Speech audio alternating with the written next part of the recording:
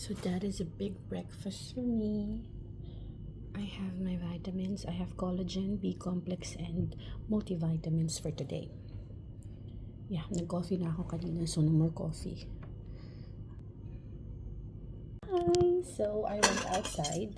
I was on a meeting and it's already, I think, 3 o'clock or 2.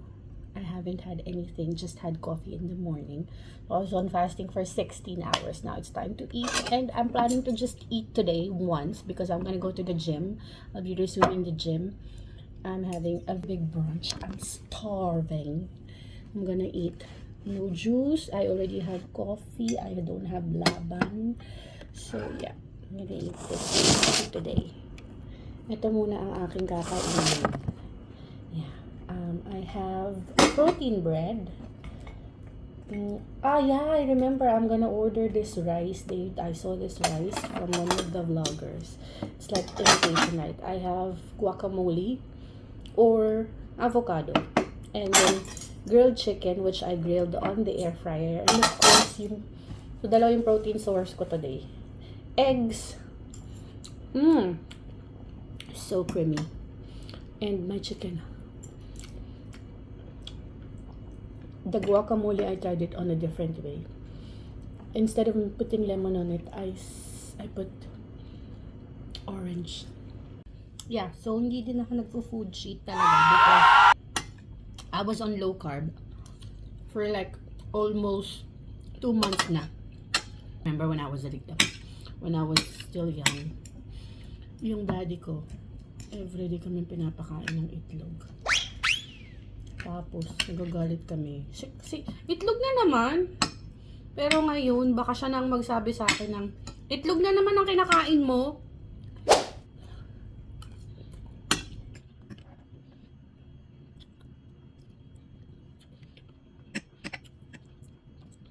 Gusto ko pa sana ng makabal at saka ng muhamara on the side. Kaya lang, ang dami na. Masyado na akong ma-overwhelm sa dami ng food. Susuka ako kapag gano'n. Ito na lang muna. And then later on, maybe after gym, before I shower, I'm gonna go to the grocery so I could buy laban. Or maybe I can have it delivered because I was trying to order it online. Maybe I can have it delivered. Also because I couldn't find the loaf bread na protein bread. And then, I have to walk to buy it from Carrefour. Tapos nung nag-check ako on Amazon, I found a loaf bread, which is also protein bread from Lulu. It's not very expensive kasi normally yung small one, yung half of the loaf bread for a protein bread, I think it's gonna cost me around 12 dirhams, something like that. I found one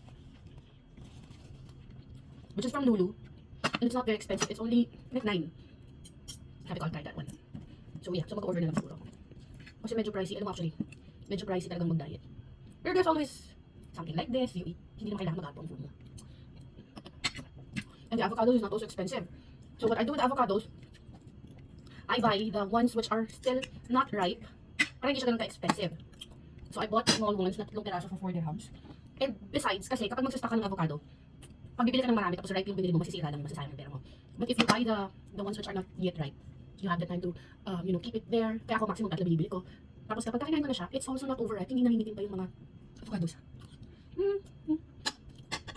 So yeah, now for my breakfast, my brunch, and then I have with me B complex. This is multivitamins, which is from the Philippines. Stress tabs. Tapos I have collagen. I alternate my vitamins also because I take a lot of vitamins nowadays. And then at night I take magnesium. This was prescribed by my doctor to have good sleep. So far ngayon, maganda na yung tulog ko, mahindi. Quality sleep talaga. That's good. So yeah, that's it. Let me eat. Bye!